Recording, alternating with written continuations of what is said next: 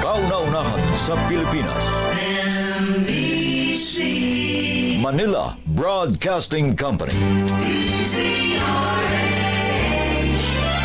DZRH, member kapisanan ng mga broadcaster ng Pilipinas. Member KBP, oras! Eksakto, en punto, 6:04. Humahataw, humahagupit, lumalatay na komentaryo sa himpapawid. 2x2. Walang takot sa paghimay sa masalimuot na isyu ng bayan. 2x2. Humahataw na mga balita at impormasyon. 2x2. Ating damhin, ating lasapin ang hagupit na 2x2.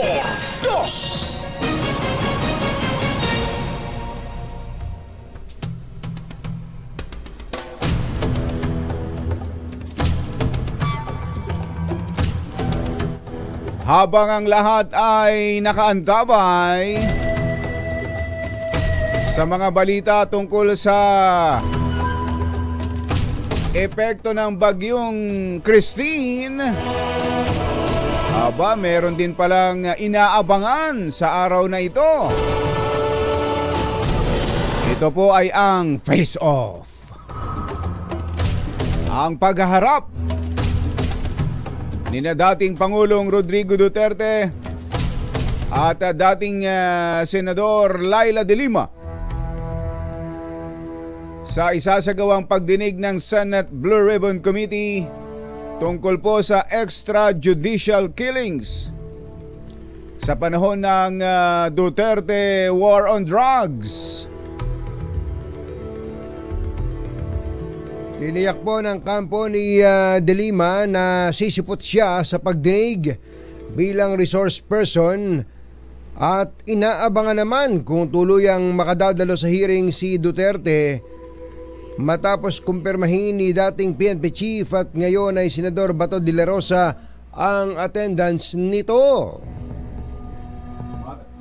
Matatandaang si Senator De Lima isa sa mga ipinakulong ng Duterte administration at isinangkot sa illegal drugs pero napatunayang walang kasalanan. Tiniyak naman ni Senator Aquilino Coco Pimentel III na tuloy ang investigasyon sakaling ipasyaman ng dating Pangulo na isnabin ang pagdinig. Isyu ng bayan. Isyu ng bayan. 2x2.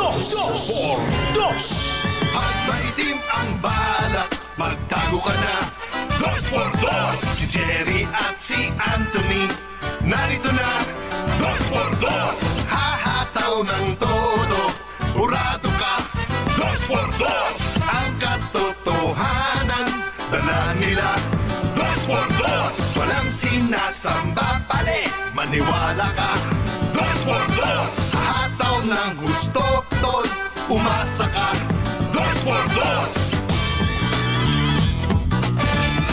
2x2.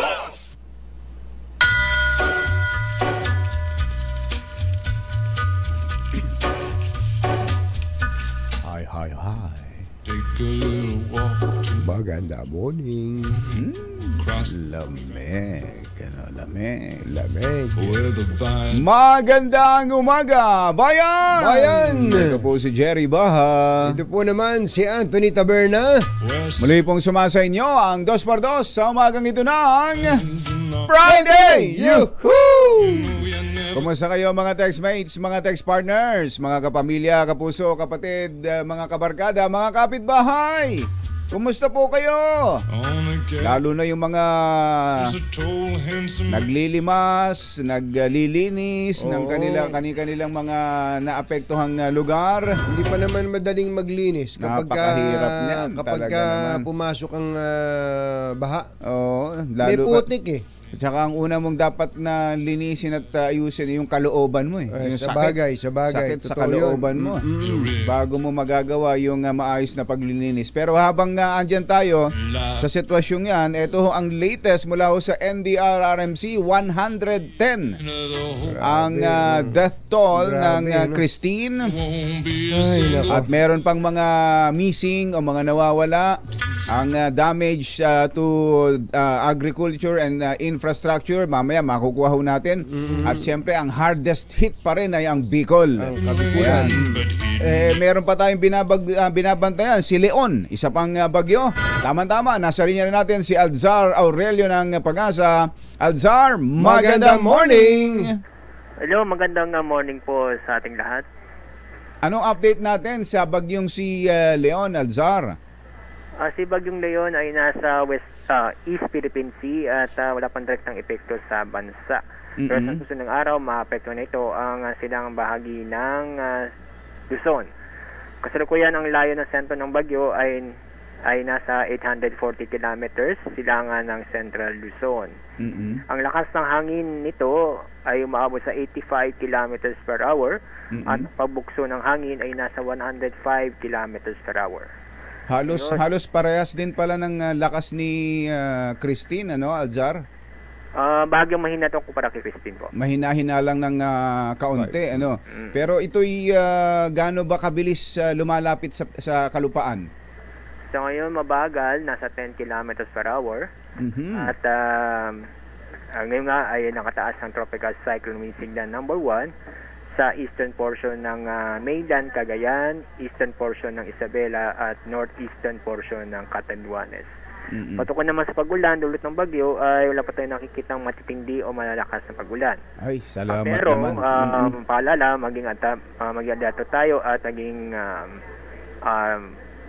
kumbaga atabayan ang mga updates na ating pinapalabas tulad ng bulletin, advisory dahil sa inaasahan po natin sa madating araw ay maapektuhan na itong ating bansa lalo na itong silang bahagi ng Luzon. Thank you, Alzar, sa mga update na yan. Kailangan ng mga kababayan natin yan. Lalo na yung hanggang ngayon nakalubog pa nga yung iba. Nakalubog pa. Pero ikukumpara lang natin para naman para mabawasan yung pag-aalala ng mga kababayan natin.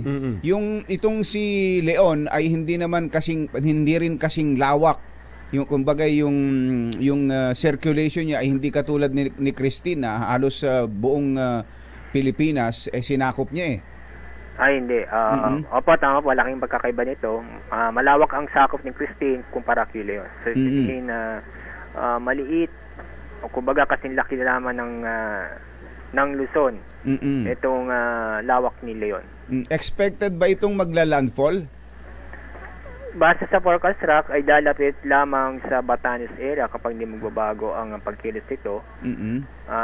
After nito ay patungo ito sa Taiwan. Posible maglandfall sa Taiwan. Sa Taiwan pala ang biyahe nitong si Leon, ano. Pero kumusta naman yung daladala nitong tubig, Alzar? Maraming tubig ulan dalan nito. Ngayon ay hindi pa natin naramdaman itong matinding malalakas ng pag-ulan dahil yung mismong bagyo ay hindi umaabot sa parte ng ating bansa lalo na nasa Luzon. Pero sa dating araw ay aasahan o mararanasan itong maligdi o malalakas na pag-ulan. Kailan yung mga malalakas na pag-ulan na yan at saan-saan yan? Maaari po dito sa Cagayan Valley dahil Cagayan Valley. Kasi ang track nito ay patungo sa extreme northern Luzon. Ayun. So yung mga dati ng tinamaan lalo na dito sa Bicol hanggang sa Southern Luzon, lalo na ang Batangas at Metro Manila, spared na tayo, hindi na tayo maapektuhan itong si Leon.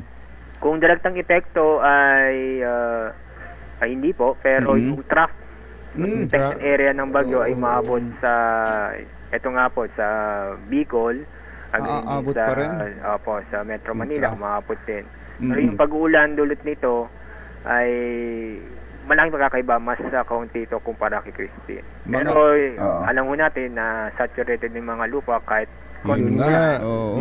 Ay, Tama. sensitive na kumbaga, yun po, mataas ang chance na magkaroon uli ng landslide. Huwag sana mangyari po yun. Oo. So yung trough ni Leon ay posibleng umabot pa rin hanggang Bicol.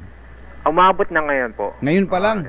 Ganun ba? Yung trapo extension area ng Bagyo. Mario Jose, Pero mga ano ba yan? Mga aabot pa ba ng heavy rains? Nakita namin po hindi po. Hindi aabot. Ayun nga po, kahit mahinang ulan, kung ang ating lupa ay saturated is yun nga po. Baha pa din. Baha pa din. Saka dahil nga sa lambot, baka yung mga landslide na yun, iniiwasan natin, Alsar no? Opo, yun nga po. Malambot na yung lupa. Opo, hindi na stable. So, mulan kahit konti kahit mahinang ulan, yun po, mataas ang chance na magbaha and landslide. Okay. Alsar, maraming salamat Thank sa you, inyo at sa mga taga-Pag-asa. Thank you sa Magpalakas din mga kayo. nyo. Magpalakas din kayo. At alam naming grabe din ang ang pagod, puyat. Puyat ninyo para sa sa ating sunod-sunod mga kababayan. Thank you, sir. Thank you. Thank you din po at mag-ingat po tayo. Alzar Aurelio ng Pag-asa. Ang mga kumbatsyero ng bayan, Katunying at Ka-Jerry. 2x2. So yung mga kababayan nating lubog pa rin, maaring ulanin pa rin ngayon. Mario Jose, yun nga yung sinasabi kong batsero mabuti inuulit-ulit ni Alzar na dahil natigmak na ng tubig yung lupa. Pagbagsak ng ulan kahit kaunti lang, ang tendency niyan kung malambot na gumuho. O kaya naman kung batsero ay dahil saturated na ng tubig, madaling, wala nang panipsip yun lalo, kung may tubig man yan, baha na yun tataas na naman yung tubig sa halip na kumati na. Kaya doon sa mga kababayan nating hindi naman naapektuhan itong mga bagyong ito, at makikita nyo, araw na, ayos na siguro yun. Yung ibang mga kababayan natin, ayan hindi pa rin. Kaya tuloy-tuloy po ang papanawagan natin sa mga tulong na kailangan ng ating mga kababayan. Lalo na yung mga naapektuhan dyan sa Bicol, ang hardest hit ng Bagyong Christine.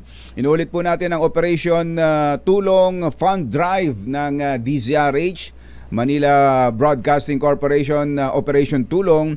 Ang Metrobank MBC Operation Tulong account ay 6407-6400-86412. Inulit po natin, Metrobank Operation sa mga gustong magpaabot ng tulong, 6407-6400-86412. Ayan.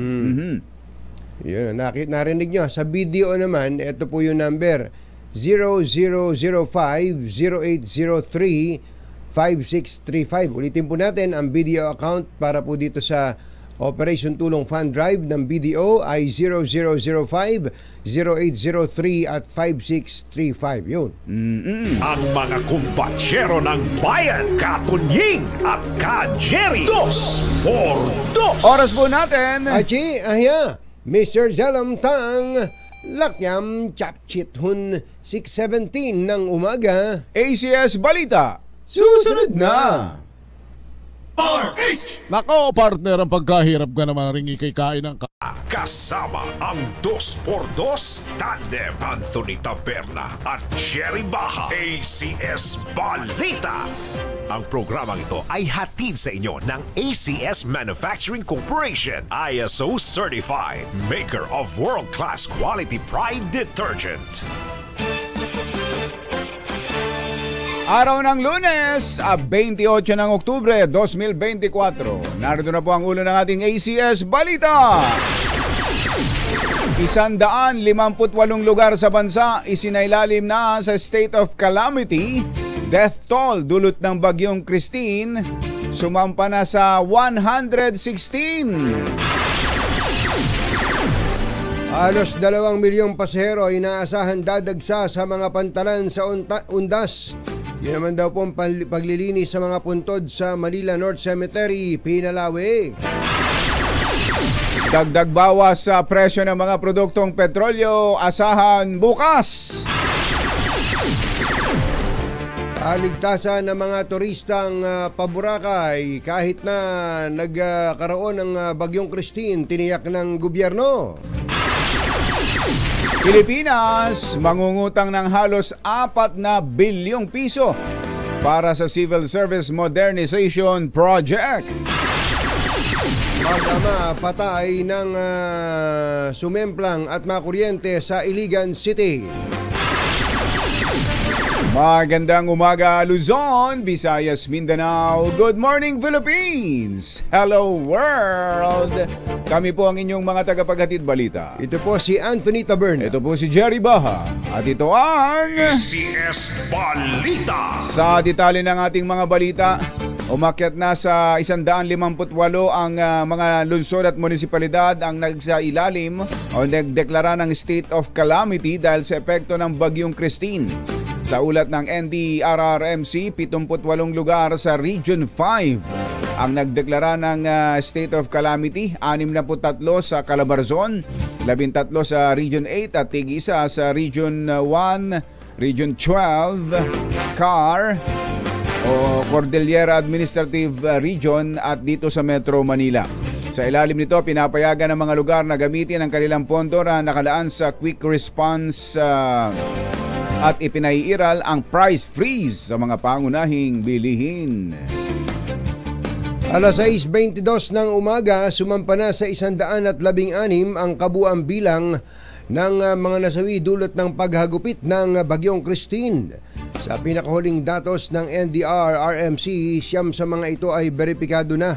Nasa 71 naman na naitalang nasaktan at 39 ang patuloy na nawawala. Karamihan sa mga nasawi ay mula Calabarzon. Kanina sinasabi mo kung Batsero? Yung Batangas, ang dami pa lang. Nasa 6 na po. Oo. Ang patay. Calabarzon, Region 5, Region 9, Region 3 at Region 1. Samantala, mahigit naman sa 3.3 billion pesos na halaga ng pinsalang iniwan ng Bagyong Christine sa mga paaralan sa 16 na rehiyon sa bansa. Sa datos ng Department of Education, mahigit 38,000 schools ang nagtamo ng pinsala.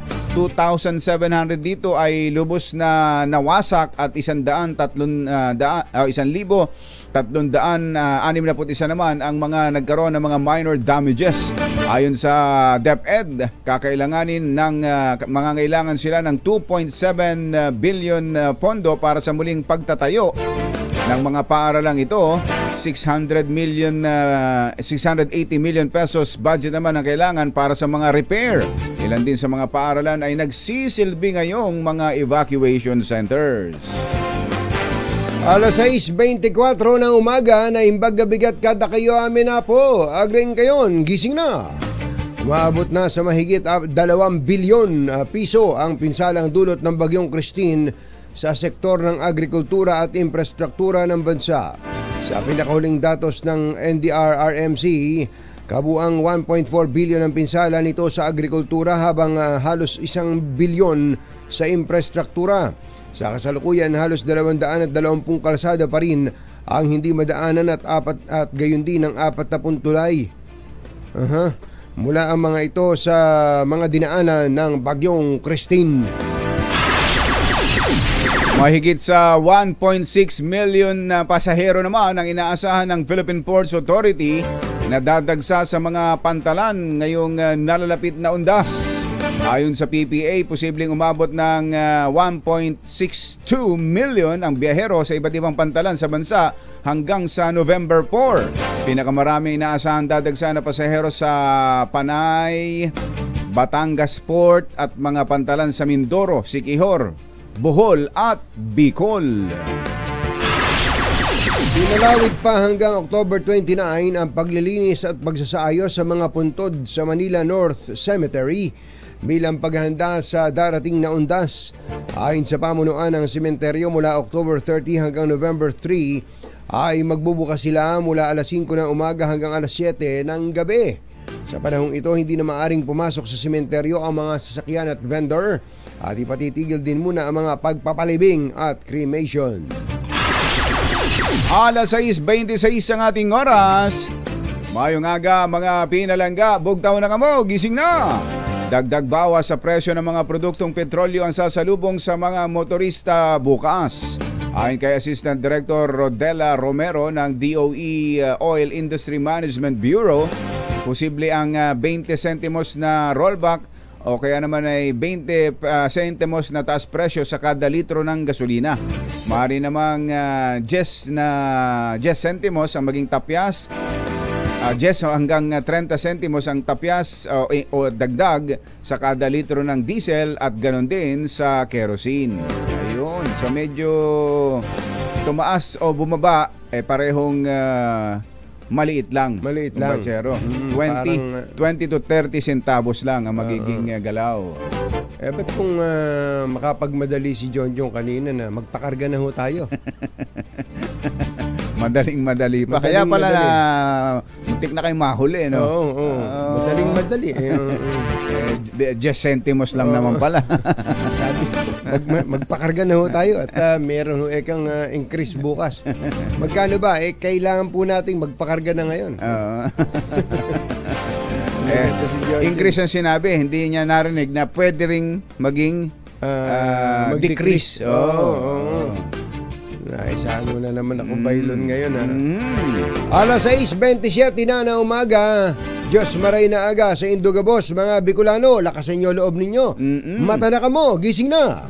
Iniyak po ng Department of Tourism at lokal na pamahalaan ng Malay Aklan na nananatiling ligtas para sa mga turista ang isla ng Boracay kahit pa nanalasa ang bagyong Christine. Sa inilabas na pahayag ng DOT Western Visayas, sinabi nitong sinisikap nilang mapanatili ang kaligtasan at ganda ng isla katuwang ang lokal na komunidad at otoridad. Sa kabila ito ng kalamidad na tumama sa Boracay na nakapinsala sa ilang mga bubong at Tina. Siniguro rin ng Municipal Tourism Office ng Malay LGU na tinutugunan nila ang mga hinaing ng kanilang mga residente. ACS Balita. Sa mga nag-aabang kung may pasok Sa mga nag-aabang kung may pasok, eto po, nilinaw ng Presidential Communications Office at ng Office of the Executive Secretary na wala. Ayan wala. Sa mga nag-aantabay kung may pasok o walang pasok ngayon, nilinaw po ng PCO at ng Office of the Executive Secretary na wala. Wala silang inilalabas na anunsyo ng cancellation of classes sa buong Luzon. Wala raw pong announcement na gano'n. Magagaling din itong mga ito Ayaw nang pumasok Ayaw nang pumasok. Nung ibang mga loko. Pero maraming mga bata ang gusto na. Ang dami ng nawalang school days. Namumroblema na nga si Secretary Sani Angara. Alam niyo kung bakit namumroblema, mga kababayan? Bukod dun sa normal na nababawas na to, hinahabol nga natin na makabalik tayo sa opening of classes ng June next year. Kaya nga. Hindi ba? Kumbaga maliit na nga ang window para umabsent pa. Tapos ngayon nababawasan pa ng yung araw. Karami. Tapos ang dami pang nasirang mga eskwelahan. Yung iba totally dami, napakaraming wasak na wasak. Marami ang may mga sira at yung iba naman ay evacuation center ngayon. Totoo. So, fake news pala yun. Fake news. Fake news ho yung lumabas na edited. Ayan tinan nyo po yung in-announce nila. Work in government offices and classes at all levels in Luzon are suspended on 28 to 31 October 2024. Sabi ng Malacanang, fake yan. Yung gumawa niyan, gustong itong huling linggo na ito ng Oktubre, hanggang dun sa long weekend, going to November, ayaw nang pumasok. Busit kaya. Yung gumawa niyan, Mario. Inuulit po natin, fake yan, Wala hong ganyan. Paalala po ng Malacanang sa publiko, mag-ingat sa mga fake news na kumakalat sa social media. Tanging official government pages lamang ang pagbasihan sa ganitong mga announcements. Samantala, tinitingnan daw po ngayon ng House Committee on Good Government and Public Accountability na magrekomenda ng kasong plunder laban kay Vice President Sara Duterte. Ito ay kung mabibigo si VP Sara na maipaliwanag ng maayos kung paano ginamit ang 112.5 million pesos na confidential funds na ipinaingkas nito bilang cash advance noong siya'y kalihim ng DepEd. Idiniin ni Senior Deputy Speaker Dong Gonzales, mahalaga daw po ang transparency sa paggamit ng pondo, lalo't pera ito ng taong bayan. Susunod! Tito Bo! Kailan ba natin malalaman ang official list ng mga kandidato sa darating na 2025 elections? Yan at iba pang mga nagbabagang balita sa pagpapatuloy ng CS Balita. alas 6:31. This time check is brought to you by ACS Manufacturing.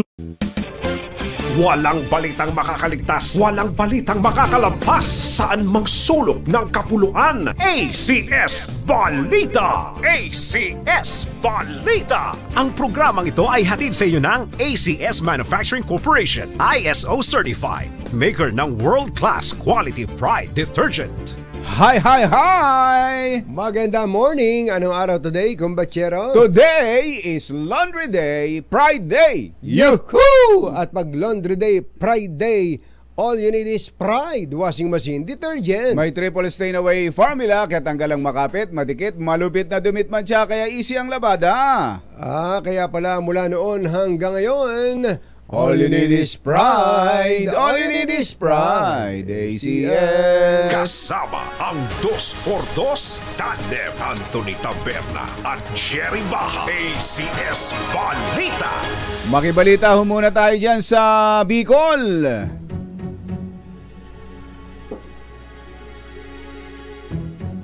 Basta't mga impormasyong may kinalaman sa Bicol, ang kukunan natin ang Ako Bicol. Yun. Party List Representative, Chairman ng House Committee on Appropriations, Congressman Zaldico. Congressman Zaldi, maganda morning! Si Ka Jerry at si Ka Tunying po ito. Ay, maray na aga, Sendo Jerry and Katunying. Good morning, maray na good morning and magandang umaga po sa inyo, Ka Jerry and Ka Tunying. Opo.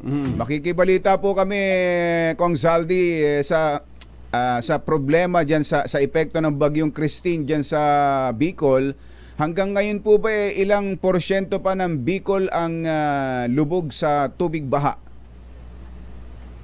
Well, as of today po, umupa na yung baha sa Albay and sa Camarines Sur. Pero more or less kung tatansya natin yun sa affected dito sa low-lying areas, mga almost kalahati na lang po ng areas na ang nababa. Yung kalsada po, yung Maharlika Highway from Milaor to Naga City, passable na po siya.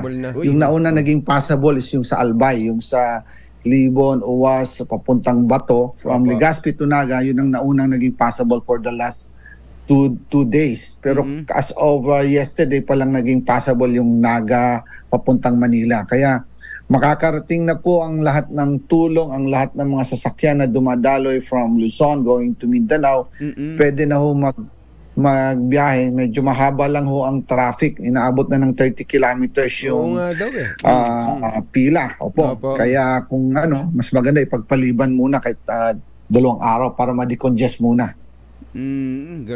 So yung mga gusto rin hong magpadala na ng mga tulong, bukod sa mga government efforts dyan, ay madali na hong makakarating, lalo na yung mga NGOs na gustong magpaabot ng tulong sa mga kababayan natin sa Bicol.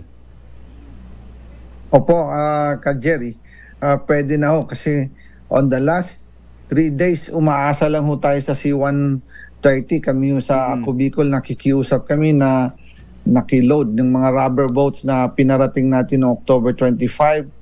May dumating na 25 rubber boats. Then as of today, may another dumating na 25. Kaya 50 rubber boats na yung dumating with engines. Lahat ho yan linipad ng C-130. So ngayon, with the passable roads, pwede na ho, pinaplano na ho namin mag-assemble ng mega caravan. Katulad ho yan nung nangyari nung Ondoy, na nag-assemble po from Manila papuntang Bicol. So yan po ang ni Speaker binigay sa amin instruction na mag-hakot ng lahat ng kayang massive ayuda and massive cash payout sa lahat na nasalanta ng bagyo. Kanina ho, kausap namin ng Pag-asa, ang sabi ho, itong bagyong Leon, meron yung trough nito, maaari pa rin makapagpapaulan pa raw po diyan po sa mga lugar na natamaan na ni Christine. Yes. So yan po, nakakapabahala naman po, no?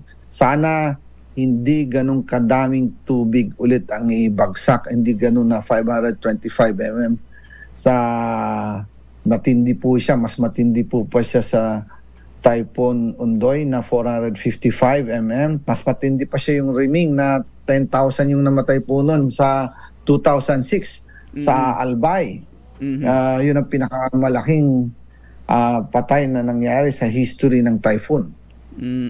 So sa ngayon, Congressman Zaldi, wala nang yung scenario na may mga tao pa sa bubong na kailangang i-rescue. Wala na po 'yon, tapos na po 'yon.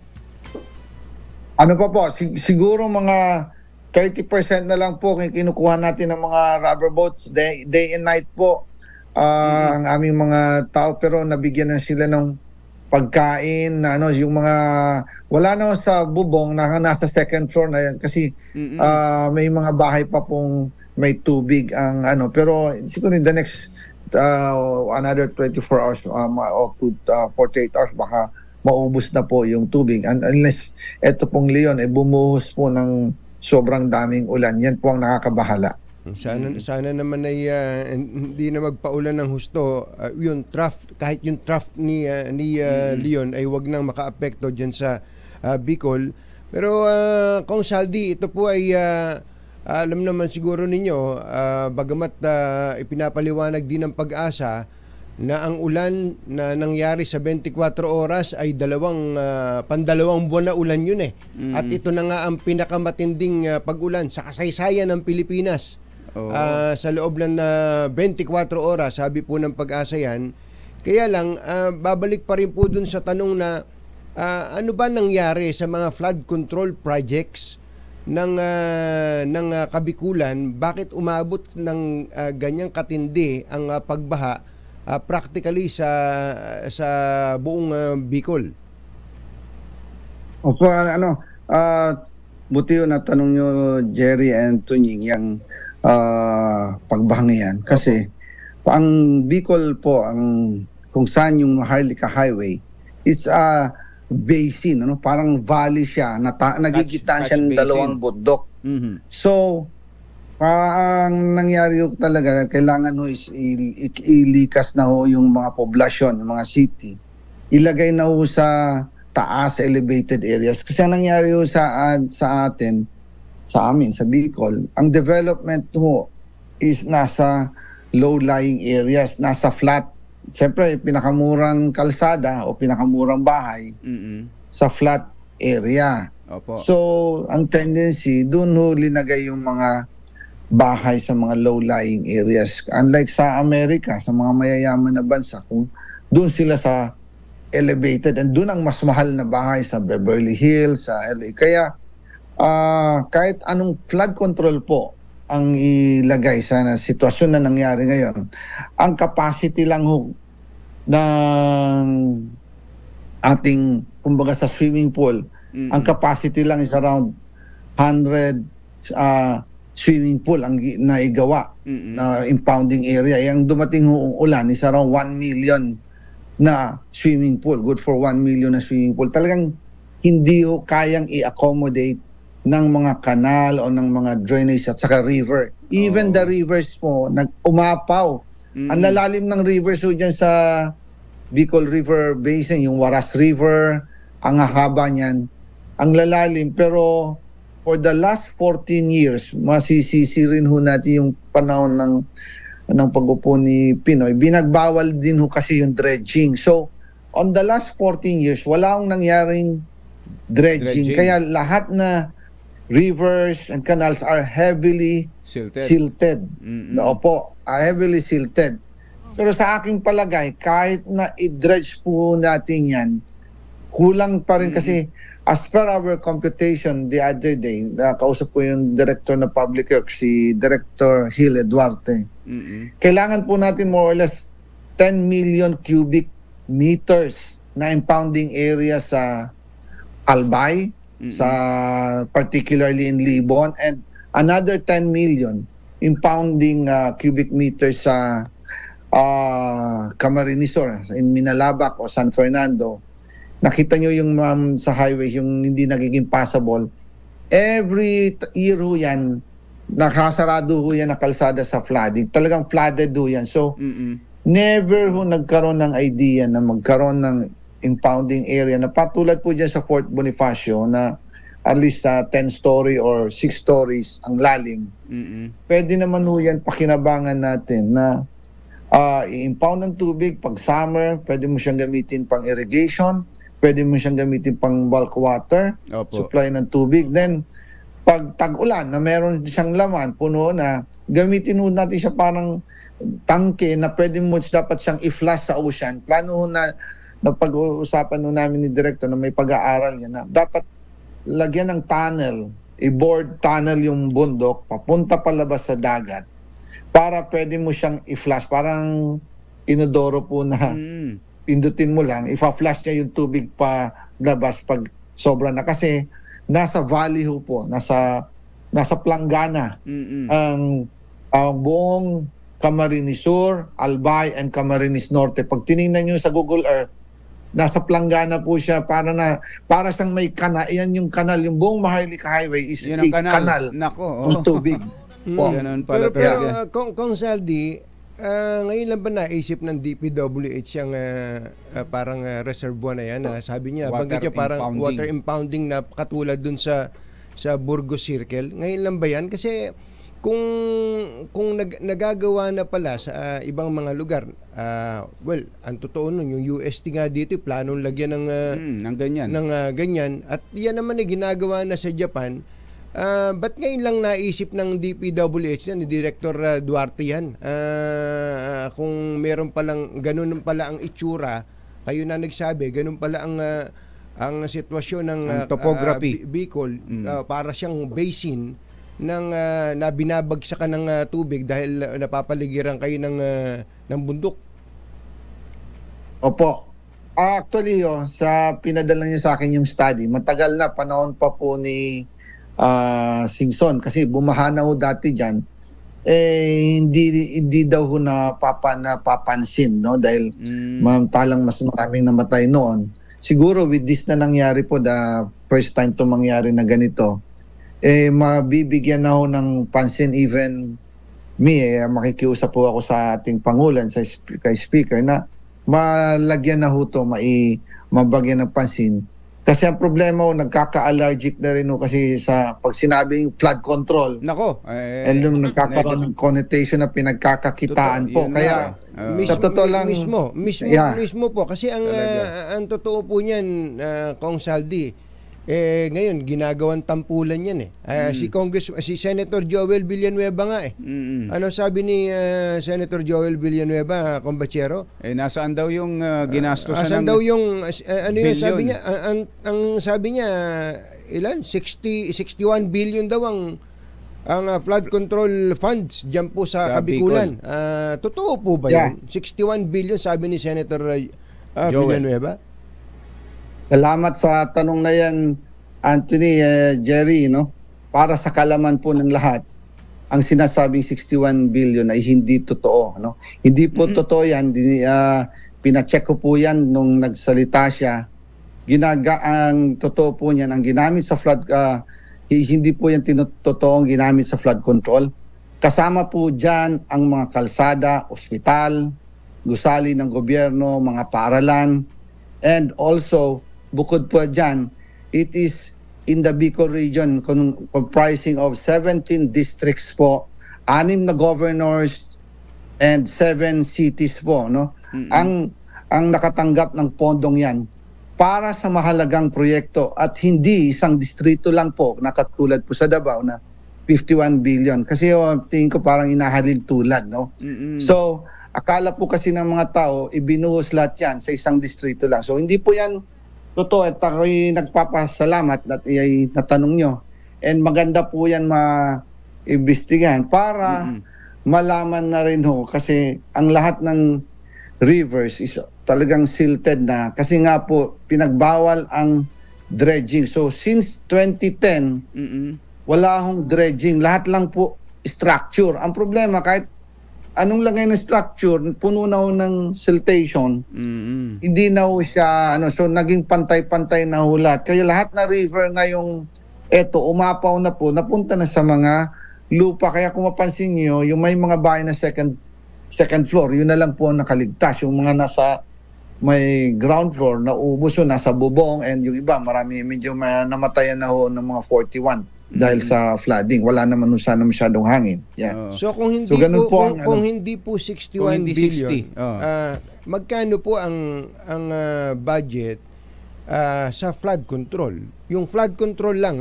Yung nailang... yung flood control lang po, kung hindi ako nagkakamali, parang almost 30 billion po ang sa 2023 and 2024. And, total na yun? Total na yun? Opo. Sa dalawang taon? Sa dalawang taon, 2023 and 2024. For the six provinces ng Kabikulan, ng Region 5. Yes. 6 provinces and 17 congressman po, 17 districts ng buong Kabikulan po. Wala hong 1 billion, almost 1 billion, pag in-average mo, parang mga 1.5 o 2 billion. Sabihin mo ng almost 2 billion sa bawat isang distrito. Pero yan po yung completed po yung mga projects na yon? Yung 2023, tapos na po yan. Yung 2024, ongoing. Matatawa ka Jerry and Katunying. Last year, pag-upo ko po noong 2022, tapos nung pagpasok nung January, request po namin ni Speaker yan ay pagbawal ang flood control kay Secretary Manny Bonoan. Pinagbawal po natin yung safety devices, rock netting, and flood control. Sabi niya sa akin noong 2023, nung kinausap ko po si Secretary Bonoan dyan, dahil sa instruction nga po ni Speaker na yung mga perceived to be notorious or what hindi maganda pakinggan, na tanggalin. So sabi ni Secretary Bonoan, okay, wala akong problema, tanggalin niyo yung safety devices, tanggalin niyo rock netting.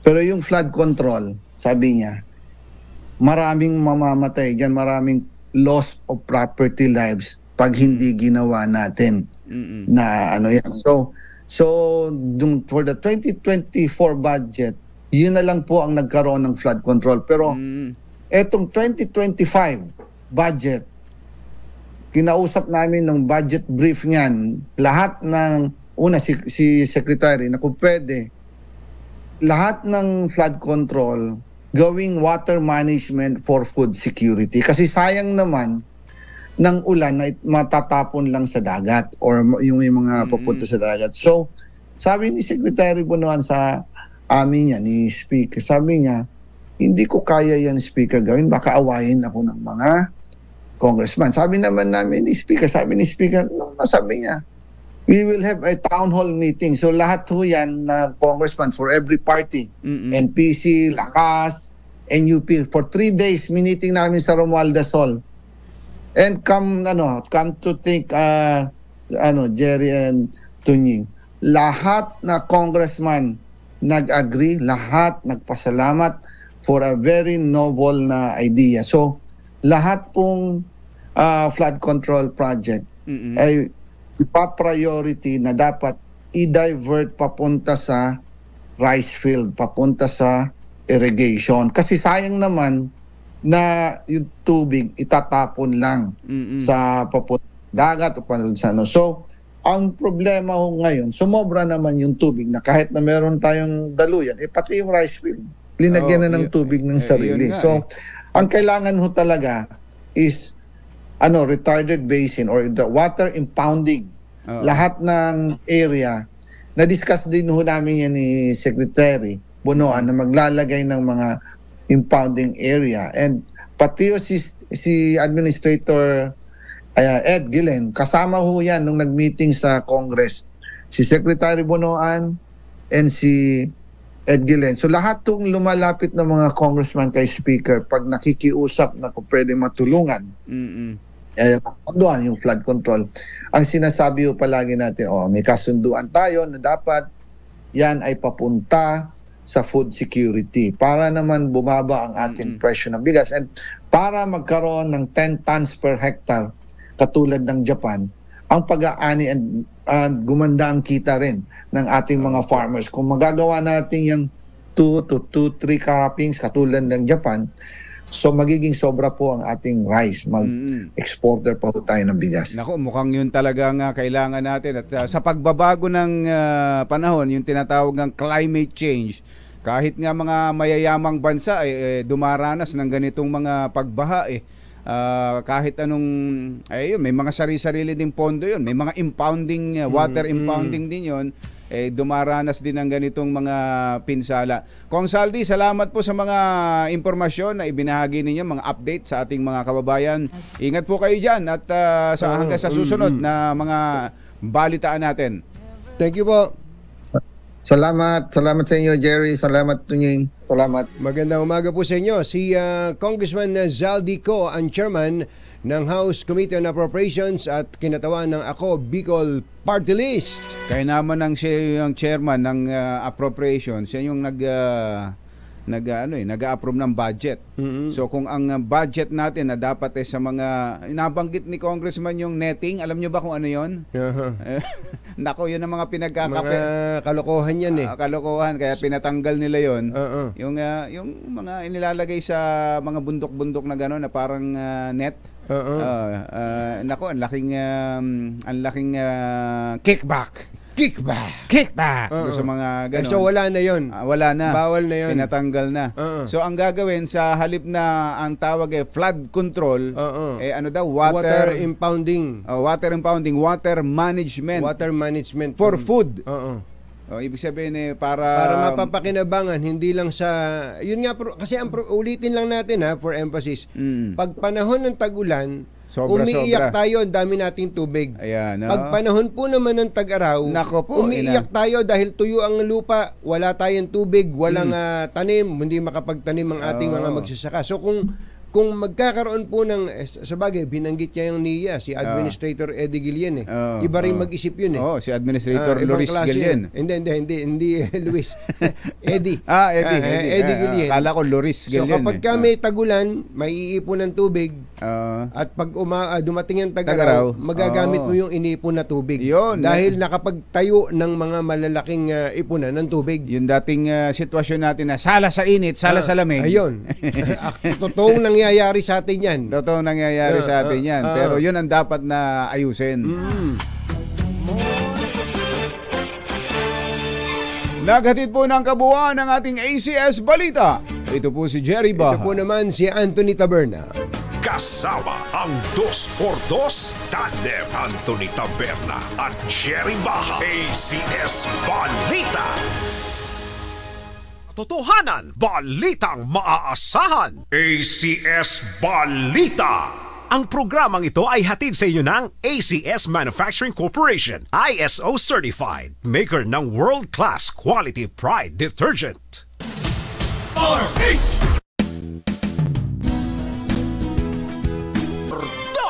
Dos por dos.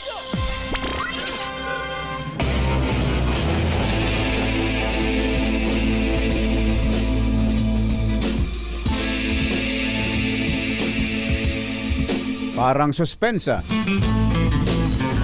Ganyan kaya magiging tugtog mamaya. Sa ating, sabi nga ni Cases, pinakakaabangan. Pinakakaabangang tagpo. Ang paghaharap ni dating Pangulong Rodrigo Duterte at dating Senador Lela de Lima. Kung matutuloy, kung totoong dadalo ang dating Pangulo sa Blue Ribbon Committee ng Senado, pamumunuan ni Senator Coco Pimentel. Try nga natin si Yuel, si Senator Coco. Palagay ko ready na ngayon yan Tingnan natin ang mangyayari. Kaya ihanda na ninyo ang mga kukutin ninyo dyan galing kay Alintina. Baka naman na hindi lang kukutin ang isilbi sa kanila doon. Dahil birthday ngayon ni Senator Alan Peter Cayetano. Senator Alan Peter Cayetano, happy birthday! Happy birthday! Laba tayo dyan! Ayun! Birthday baka pala. magpakain doon sa Senate Blue Ribbon Committee. Ay, Blue Ribbon ba? Blue Ribbon, no? Blue Ribbon Committee. Ayos. Meron tayong aabangan. Kung ikaw ba tatanungin kong Batchero, gusto mo bang makita ron na dadalo talaga si dating Pangulong Digong? Tayong dalawa lang naman. Yung personal bilang isang spectator. Spectator. Totoo kung Batchero, ayoko. Ayaw mo. Ayoko na. Dahil? Ayoko na kasi napapansin ko kasi kay dating Pangulong Rodrigo Duterte, para na siya yung si Tatang. Mahaba na magkwento. Hindi, dati nang mahabang magkwento kaya yan. Nga mahabang magkwento. Tapos ewan ko kung kakayanin ng mga senador to cut him off. Pagdating pag nagsasalita baka bumangka baka bumangka parang bumangka sa kwentuhan. Parang bumangka sa kwentuhan na hayaan mo na matanda naman na. Tsaka sa ano bang hindi natin alam kung ano talagang condition pa ngayon ni dating Pangulong Duterte. Baka nga magpaiba yung tulad ng mga nakakaraan naroon nila magsasalita siya ng ganito. Bukas babaguhin. Bukas iba naman sasabihin niya. Yun nga yun din yung sasabihin na lang na nung mga karaniwan sa atin na mga nakakarinig ng mga matatandang ganun, nag-uulyanin na yan. Ganun lang lagi ang nasasabi natin. Joke lang niya yun. Okay, joke lang niya. Kaya so kapag ganung mga joke lang yon o salita ng mga isang matanda na may edad na, magkakaroon ba ng value yon sa isang investigasyon na gano'n? Eksakto, Batchero. Kaya nga ako tigilan na natin. Baka pwede tigilan natin to. Alam siguro naman, once and for all, magkaroon lang ng chance ang magsalitaan sila ng gano'n, magbigay ng kanilang damdamin o pahayag tungkol sa mga paratangan, bintangan. Tapos, ayun na. Ituloy na yung mga totoong investigasyon na isinasagawa. Si Kwan, halimbawa, binanggit niya si Senator De La Rosa. Baka naman pwede, hubarin muna ni Senator De La Rosa ang kanyang pagiging senador. At yun, pumayag siyang tanungin siya. Pero si Pangulong Duterte kasi kung Batchero, sigurado ko mangingilag naman silang tanungin siya Kung katulad ng pagtatanong na, sinungaling ka! Kaya ba nilang sabihin kay... Nanggigigil na ako sa iyo. Nanggigigil na. Kaya ba nilang sabihin kay dating Pangulong Duterte? Higi nga. Dating Pangulo. Higi nga. Sa edad na lang. Sa edad. Sa atin, di ba? Ang kuwan natin basta't mas matanda. Matanda ang kausap mo. Rumispeto ka. Kaya nga. Di ba? Yun lang naman. Tayo na, yun lang. Tinanong mo lang naman ako. Tayo lang naman. Ganun pa man, kung talagang itutuloy yan, saksihan natin, tingnan natin, obserbahan natin, magmasid. At alamin ang mga susunod na kabanata.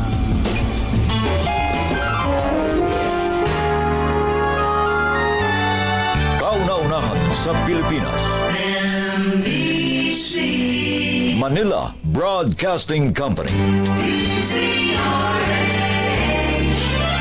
DZRH, member, kapisanan ng mga broadcaster ng Pilipinas. Ay, Kuya Joey Garcia ng Ray Ken. Oy, wala ba? Nangungumbida kong Batchero. Wala ba tayo dyan? Kaya lang hindi sa Ray Ken nangungumbida, sa Kokoro Curry. Iba na. Kokoro Curry. Meron din pala siyang ganon. Magandang morning! Magandang morning, Kuya Joey!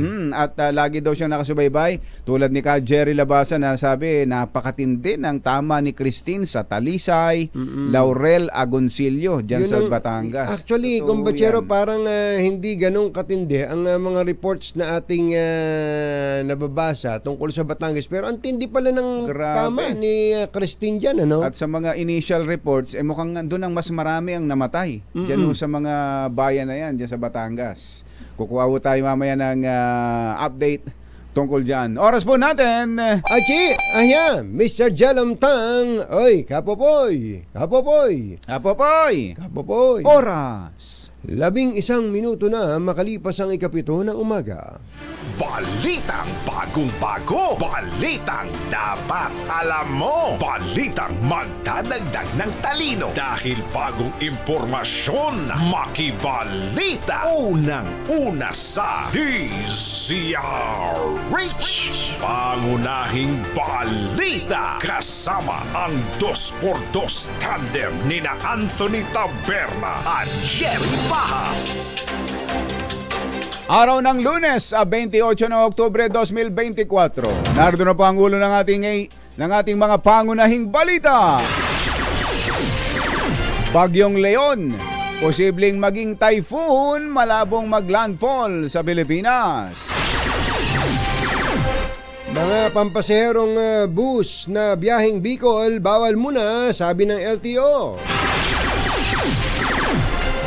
2,000 barangay peligroso sa pagbaha at pagguho ng lupa, ayon po yan sa DNR. Investigasyon ng Senado sa war on drugs sa arangkada na ngayon. Face off ni na dating Pangulong Duterte at former Secretary Laila De Lima inaasahan. Vice President Sara Duterte inirekomendang kasuhan ng plunder kaugnay ng confidential funds. 46 na milyong pisong halaga ng kush nasabat sa Bulacan, 2 timbog. Magandang umaga Luzon, Visayas, Mindanao. Good morning Philippines. Hello world. Kami po ang inyong mga tagapaghatid balita. Ito po si Anthony Taberna. Ito po si Jerry Baha. At ito ang Pangunahing balita. detalye ng Balita sa DZRH. Pangunahing balita. alas 7:18. Sa detalye ng ating mga balita, wala munang biyahe ang mga pampaserong bus na magtutungo sa Kabikulan. Sinuspindi po ng Land Transportation Office ang biyahe ng mga ito upang mabigyan ng prioridad ang mga sasakyan na magdadala ng basic supplies at relief goods sa mga lugar na sinalanta ng Bagyong Christine sa Camarines Sur at Albay. Layo nito na mapabilis ang biyahe ng mga sasakyan na maghahatid ng tulong upang makarating agad ito sa mga biktima ng bagyo. Paliwanag ni Vincent Nato, Assistant Director ng LTO sa Bicol. Bagamat bumaba na ang tubig sa Maharlika Highway sa San Fernando Milaor section at Nabua Propera, ngunit ang karamihan pa rin sa mga main roads ay lubog pa sa baha. Sinabi naman kanina ni Ako Bicol Party List Representative Zaldico na umaabot daw po sa 30 kilometro ang haba ng pila ng mga sasakyan sa traffic dyan po sa mga kalsada, particularly sa Maharlika Highway. Ayan, kaya doon sa mga pupunta ng Bicol, makinig na mabuti ho. Ayan ang anunsyo. Ito pa, pinaghihinay-hinay ng pamunuan ng Parañaque Integrated Terminal Exchange o PTEX sa mga pasaherong magtutungo sa Bicol. Ayon na kay Colin Calbasa, PTEX Corporate Affairs, mas makabubuting huwag na munang magpunta sa kanilang mga terminal ng mga pasahero at maghintay na lang sa kanilang bahay ng abiso kung kailan magre-resume ang biyahe. Ginawa nga po ito matapos nga magpatupad ng suspension ng biyahe pa Bicol ang lahat ng mga public utility vehicles, ang LTO o Land Transportation Office. Layon po ng suspension sa mga Bicol bound passenger trips, vehicles trips na mabigyan ng prioridad ang relief operations. Ito hong mga truck na maghahatid ng tulong sa mga nasalanta ng Bagyong Christine. So kung wala tayong biyahe sa lupa papuntang Bicol, meron ba sa tubig? Sige nga. Pwede na kaya? Kumusta kaya ang mga pantalan naman natin? Ang Philippine Ports Authority, nasa linya po natin si GMJ Santiago. GMJ, magandang morning! Magandang morning po, Katunying, Ka Jared. Magandang umaga din po sa lahat ng nanonood at nakikinig sa atin ngayong umagang to. Opo, narinig nyo po yung balitan, ang ibinalita natin, ang biyahe papuntang Bicol, sinuspindi muna. Yung land transportation. Oo, ng LTO. Ito ho bang sa tubig, kumusta po ang mga pantalan natin? May biyahe po ba? Well, regular na po ang operasyon po sa mga pantalan natin, Ka Jerry, no? In fact, wala na po tayong naitalang stranded na pasahero simula pa po kahapon. Pero tayo po ay nagbigay na po ng direktiba sa lahat po ng terminal po ng TPA simula po nung 1 linggo pa, na bigyang prioridad po lahat ng mga emergency relief na vehicles po, ano? So, nauna na po dyan yung sa DSWD, sa MMDA po, pati po sa Philippine Navy, no? Yan na muna po ang pinaprioritize po natin na makasakay at makadaan po doon sa mga pantalan po natin para makatulong po doon sa mga nasalanta. Wala pong damage, GM, sa mga ports natin? Well, meron po tayong na-encounter po mga damage, Ka Jerry, no? Pero yung pong damage naman na encounter po ng mga pantalan po natin, hindi naman po ganun ka-major at lahat po ng terminal po natin ay usable po sa araw po na to, no? May mangilan-ngilan po na tinamaan dahil nga po, lalo na po dyan sa Batangas po, no? Meron pong 2 barkong bumangga po dyan sa pier po natin. Pero sa kabutihang palad naman po, yung isa po ay doon po sa area na hindi naman po ginagamit para sa RoRo operation. So, okay na po yun. At naitala po nating damage po sa PPA po, ang initial assessment po natin nasa 110 million pesos worth po, ano po sa buong Pilipinas po. Papunta ho tayo sa bakasyon, itong Undas. Nabanggit ninyo yung Batangas. So wala hong problema kahit na dumagsa ang pasahero itong mga susunod na araw diyan sa Batangas Port. Sa Batangas Port. Opo, wala po tayong problema dyan po sa Batangas Port. Tuloy-tuloy po yung regular na operasyon natin dyan. Nakagayak na po lahat ng terminal po natin simula po ngayong araw na to para naman po sa Undas, ano? Tinapos na po natin yung pagmomonitor po natin sa bagyong Christine kahapon at ngayon naman po tayo nagmomonitor na po para sa biyaheng Undas, ano? Ang may pagbigay alam ko lamang po sa mga babiyahe po sa Batangas, Katunying, Ka Jerry, meron po kasi tayo bubuksan sanang bagong entrada po doon para sa mga pasahero para mas maging madali po para sa kanila po, no, na makapasok at nang hindi po sila nabibiktima na po ng mga scalper po dyan, mga fixer at yung po mga nagbebenta po ng mga travel insurance, ano? Meron pa pala. Hindi pa pala nalipol 'yon, GM. Well po, para nga po tayo, Ka Jerry, nakikipagpatintero doon kung ano-ano na po ginagawa natin para maisalba po yung mga kababayan natin na bumabiyahe, no? In fact, ngayon po dahil nga may bubuksan tayong bagong area, may nagrarally pa po doon na gustong pabuksan yung luma ulit, ano? So, ano po, hindi pa po handa yung bagong pong entrada ngayong pong Undas, pero sigurado po sa Kapaskuhan ay magiging handa na po yun. Ang pakiusap lamang po natin sa mga kababayan nating dadaan po dyan sa Batangas ay unang-una po, yan pong travel insurance, hindi po required yan, ano? Sila po ay insured na kapag sila po ay bumili ng ticket sa mga sasakyan, sa mga barko po, ano? At meron po kasi dyan, bigla na lang nangahablot po ng mga gamit at magiging kargador kunyari. So mag-iingat po sila doon, ano? Kaya po gagawan po natin ang paraan yan sa mga darating na araw para mas maging ligtas po yung accessibility po ng terminal natin. Si PM Sino Cruz pa rin ho ba ang nandyan? Si PM Joselito Sino Cruz pa rin po ang port manager po dyan sa Batangas. Mainit pa naman ulo na pagka nakahuli ng hahablot na nagpapanggap na porter yun, baka tamaan kay PM yun. Sinabi naman natin kay PM, hinay-hinay lang, pero kung talagang mali, pwede na din siguro.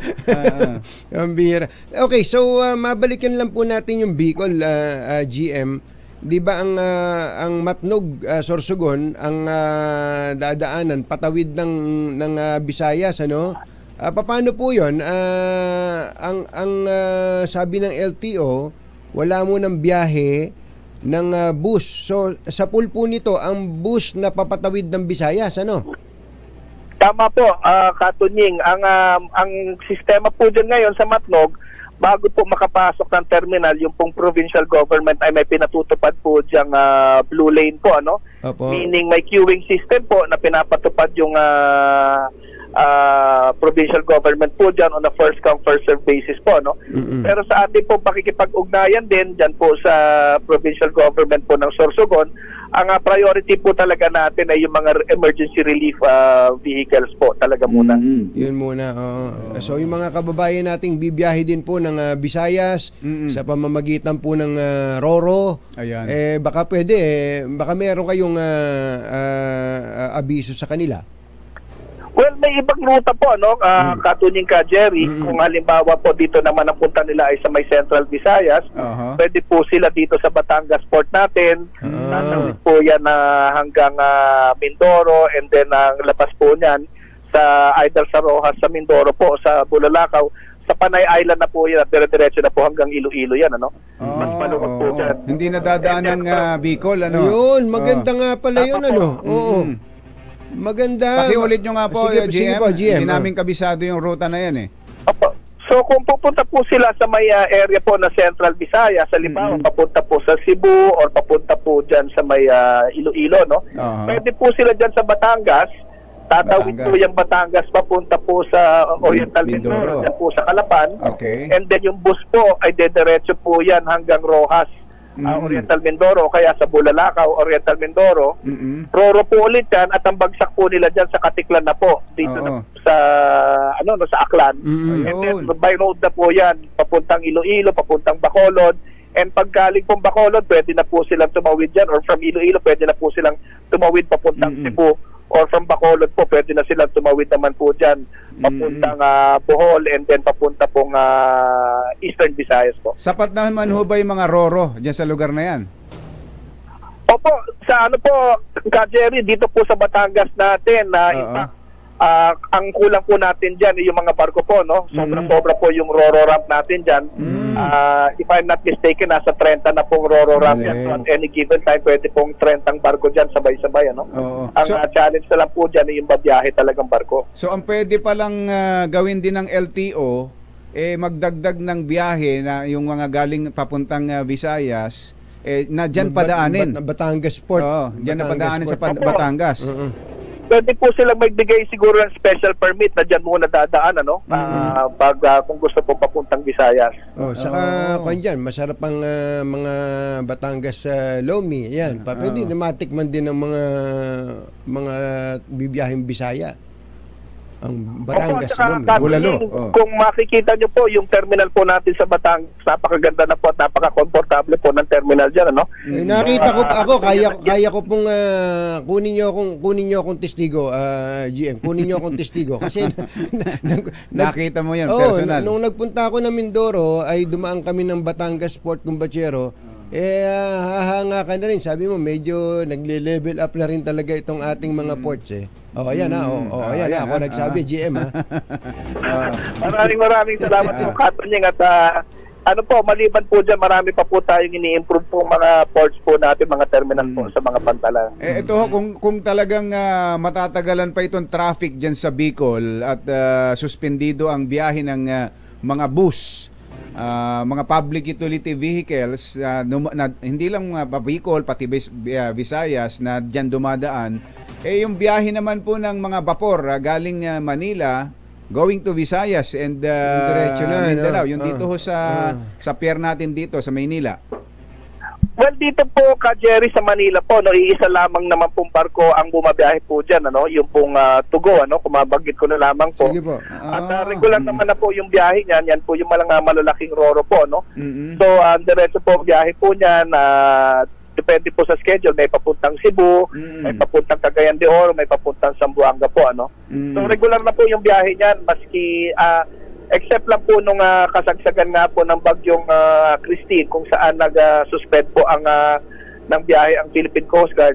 But other than that po, regular at hindi naman po tayo nakaranas ng pagkaantala dyan. Baka dyan ang dagsain ng pasahero ngayong undas, magbarko na lang kung ganito pa ang sitwasyon sa sa Bicol. Isa na lang pala wala na yung super ferry, GM. Yung sakay na. Oo, biyahe na. Yun na din po yun na kakaning Jerry, nagpalit na po ng kumpanya at pangalan.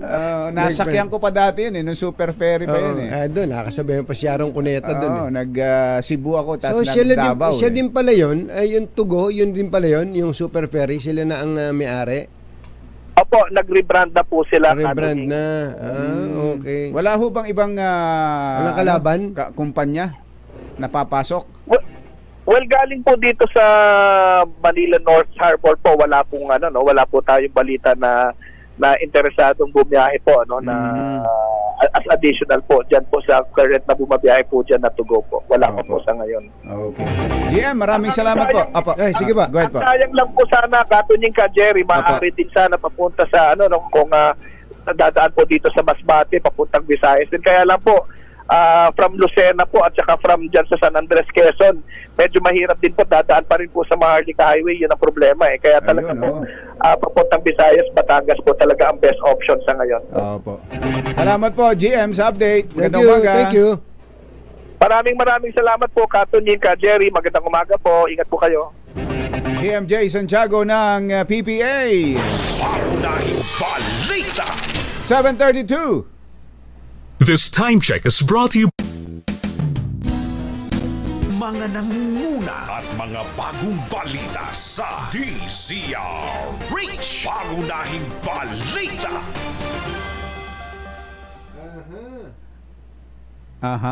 Number 4. Ayun, kumpatsero. Alam mo bang may malaking ginagawa ang BDO para tulungan ang iba't ibang sektor ng lipunan pagdating sa financial literacy? Ito yung matututo kang alagaan ang pera mo. Malaki man yan o maliit. Nako, importante yan. Sa ilalim ng BDO Foundation, kasama yung Bangko Sentral ng Pilipinas at iba pang government agencies, nagtulungan sila para makagawa ng mga learning modules tungkol sa tamang paghawak ng pera. Aba, ayos yan. Ano naman ang mga itinuturo nila dyan? Madami. May lessons tungkol sa savings, budgeting at financial planning. Tinatalakay din nila yung anti-scam tips. Ayan, nako, yung importante yan. debt management, yung pagmamanage mo ng utang, entrepreneurship, insurance at retirement planning para maging mas informed at handa tayo sa kinabukasan. Aba, yan laking tulong yan na kumbatsero sa mga kababayan natin. Financial wellness at tamang desisyon, malaking bagay talaga. Sa BDO, hindi lang tayo iniingatan sa kasalukuyan, tinutulungan din nila tayong magplano para sa ating magandang kinabukasan. Mga nangunguna at mga bagong balita sa DZRH. Paunahing balita. Alas 7:37. Tuloy ang mga pangunahing balita.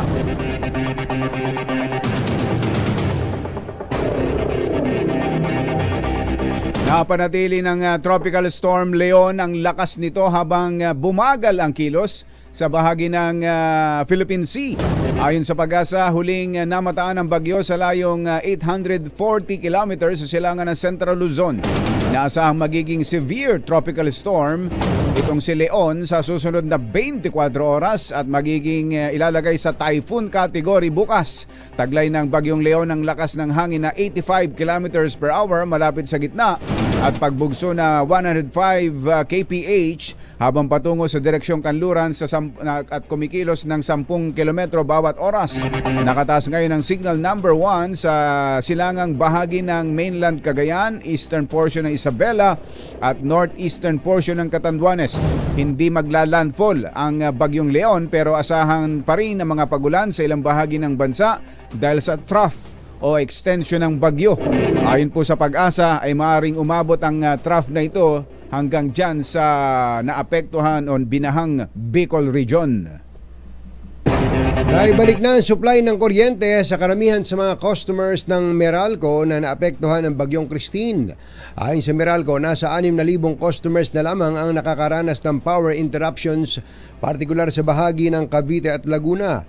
Malaking kabawasan ito mula sa kabuang bilang na naitalang nawala ng kuryenteng epekto ng bagyo na pumalo sa mahigit kalahating milyon. Nagpasalamat po si Meralco Vice President and Head of Corporate Communications Manong Joe Saldariaga sa mahabang pasensya ng kanilang mga sineserbisyuhan para maibalik ang supply ng kanilang kuryente. Nananatili naman umanong naka-alerto ang Meralco sa posibleng epekto ng bagyong Leon. Samantala, hindi muna maniningil ang DSUD o Department of Human Settlements and Urban Development ng housing amortization sa mga miyembro nilang apektado ng bagyong Christine. Inatasan na ni Secretary Jose Rizalino Aguzar ang lahat ng kanilang key shelter agencies na magpatupad ng moratorium. Alinsunod dito sa direktiba ni Pangulong Bongbong Marcos sa mga ahensya na ibigay ang lahat ng maaaring tulong sa mga biktima ng kalamidad. Sinabi ng kalihim na nakikipag-ugnayan na rin sila sa mga LGUs para sa mas mabilis na pagproseso ng 10 to 30,000 na cash assistance para sa mga pamilyang nawalan ng bahay. Aabot sa mahigit 46 na milyong pisong halaga ng kush o high-grade marijuana ang nasabat ng mga tauhan ng Philippine Drug Enforcement Group sa magkakahiwalay na buy-bust operation sa Marilao at Balagtas, Bulacan. Ayon kay PNP DEG Director Police Brigadier General Eliazar Mata, naaresto sa operasyon ng isang 43 anyos na drug suspect. Nakuha sa suspect ang 38 piraso ng pakete na naglalaman ng pinatayong dahon ng kush na may timbang na 19 na kilo at nagkakahalaga ng mahigit 28 milyong piso. Sa hiwalay na operasyon sa Barangay Santol, Balagtas, nasamsam naman ang mga otoridad ng 12 kilo ng kus na may halagang 18 milyong piso mula sa isang 40 anyos na suspect. Sa ibang balita, aarangkada na ngayong Lunes ang unang araw ng investigasyon ng Senado kaugnay ng war on drugs ng Duterte administration. Inaasahan ang face-off na dating Pangulong Rodrigo Duterte at dating Senador Laila de Lima. Yan ay makaraang kumpirmahin ni Senator Bato de la Rosa na dadalo sa hearing ang dating Pangulo habang magsisilbi namang resource person ang si dating Senator de Lima. Mahugunitang si de Lima ay nagsilbing chairperson ng Commission on Human Rights noon at naging kritiko ng war on drugs ni Duterte. Sa panahon ng panunungkulan ni Pangulong Digong, naaresto si de Lima matapos akusahang nasa likod ng illegal drug activities sa bansa at nakulong ng 7 taon. Naabsuelto si de Lima sa lahat ng kasong isinampa laban sa kanya matapos ang termino ng Duterte administration. Si Senator Coco Pimentel pala ngayon pakanta-kanta dyan sa Senado. Ano kanta? With or without you. With or without you. Itutuloy daw po ng Senate Blue Ribbon Committee ang investigasyon ng Senado sa war on drugs with or without former President Rodrigo Duterte. Sinabi ni Pimentel na marami ang inimbitahan nilang resource person at mga testigo, kaya pumunta man o hindi si Digong ay magpapatuloy ang hearing. Sinabi ni Pimentel na target nilang magsagawa ng 3 hanggang 4 na pagdinig at tatapusin agad ito bago matapos ang taon.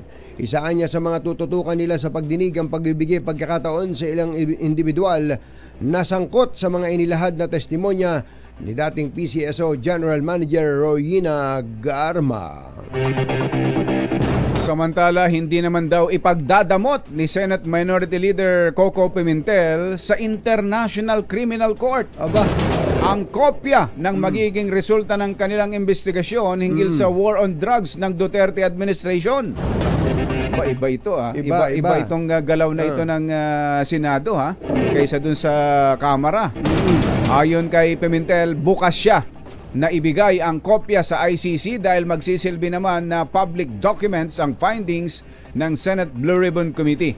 Gayunman, tatanungin pa rin umano niya ang mga kapwa senador bago payagan na i-release ang resulta ng investigasyon sa mga non-government organizations bago magdesisyon. Si Pimentel ang naatasang mamuno sa investigasyon ng Blue Ribbon Panel hinggil sa war on drugs ng Duterte administration. Posibleng rekomenda ng House Committee on Good Government ang paghahain ng plunder case laban kay Vice President Sara Duterte. Iti kapag nabigo si VP Sara na mai-account ang mahigit 112 milyong pisong confidential funds na ipina-encash bilang bale o cash advances sa kanyang malapit na aide sa panahon ng panunungkulan bilang kalihim ng DepEd. May ganun pala. Ayon kay Senior Deputy Speaker Aurelio Dong Gonzales, iti sa gitna na rin ng paghahanap ng kasagutan ng mga mambabatas sa questionableng disbursement ng pondo. Ang nasabing pondo ay winidraw sa pamamagitan ng 3 magkakahiwalay na tseke na nagkakahalaga ng 37.5 million pesos bawat isa na inisyu kay DepEd Special Disbursing Officer Edward Fajarda. Ha? Edward Fajarda? Babae ba ito? Hindi, Edward. Fajarda. Sa bagay. Ang kilala ko, Fajardo. Fajardo. Tama ba to, Kisses? Edward Fajarda. Inamin naman ni DepEd Yusek for Finance Annalyn Sevilla na ang tanging papel niya bilang Undersecretary of Finance ay limitado lang sa pagpoproseso ng disbursement funds. Ano yung inamin niya? Sinabi lang niya na doon lang siya. Doon lang siya. Wala siyang inamin. Ayun. Yun lang ang trabaho niya. Pwede sigurong gamitin. Ikinatwira naman. Ayun, ikinatwira.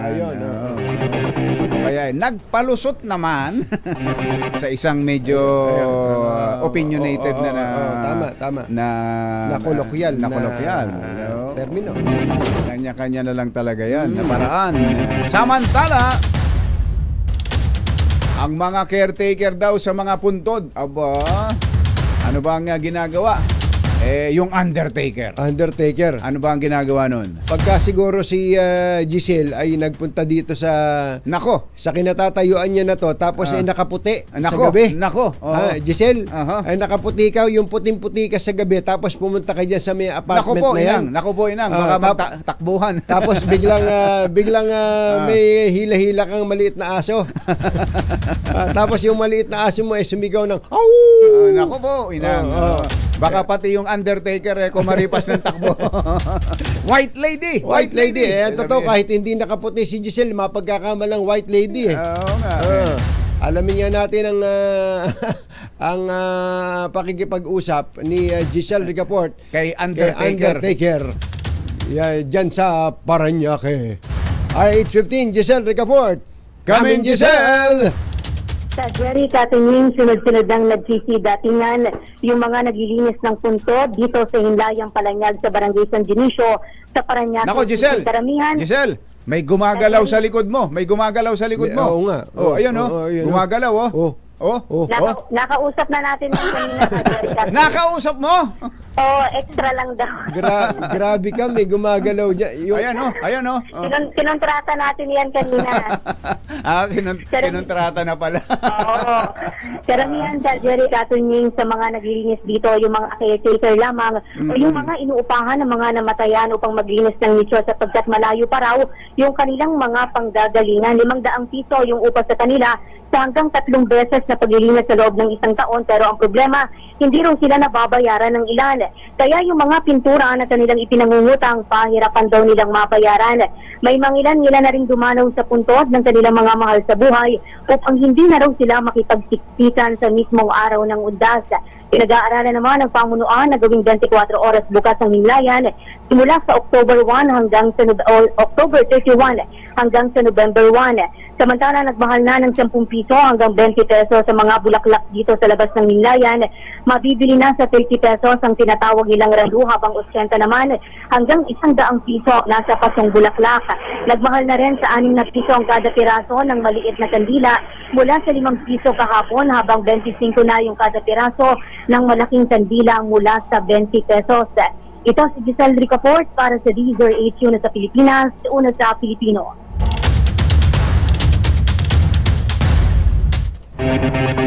Thank you, Giselle. 7:48 ang ating oras.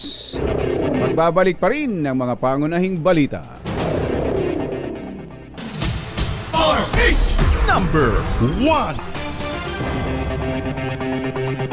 Sa ilan pa nating mga balita, dead on the spot ang isang magsasaka na magdiriwang sana ng kanilang wedding anniversary kasama ang kanyang anak matapos makuryente sa barangay Kabagsanan, Iligan City. Kinilalang nasawi na si Brian Renegado, 27 anyos, at ang kanyang 9 na taong gulang na anak na si Jasper.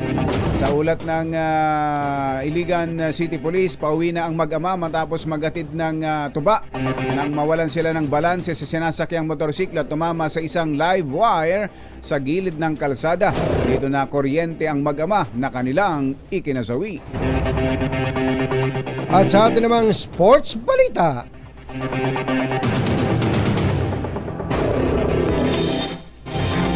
pinataw po ng TNT Tropang Giga ang Barangay Ginebra sa score na 104-88 sa first game ng Best of 7 Finals ng PBA Governors Cup Inara Center sa Inara Center, Antipolo City. Sinabi ni TNT Coach Chot Reyes, naging sikreto ng koponan ang matinding depensa. Ito yun ang magpakawala ng 19 points si Ronde Hollis Jefferson, 18 points mula kay Ray Nambatak, 15 points kay Poy Eram at 14 points naman mula kay Jason Castro. Akala ko ba depensa, ba't puro score to?